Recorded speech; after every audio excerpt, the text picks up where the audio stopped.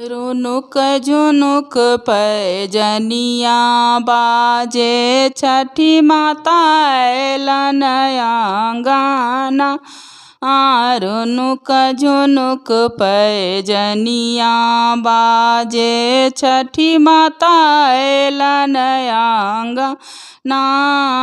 कौने बाबू दिहलन आसन बासन, कौने बाबू दिहलन रसन चौकिया। कौने बाबू दिहलन सोने सिंहासन, छठी माता अयलन आंगना। रुनुक झुनुक पैजनिया बाजे छठी माता अयलन आंगना। रुनुक झुनुक पैजनिया बा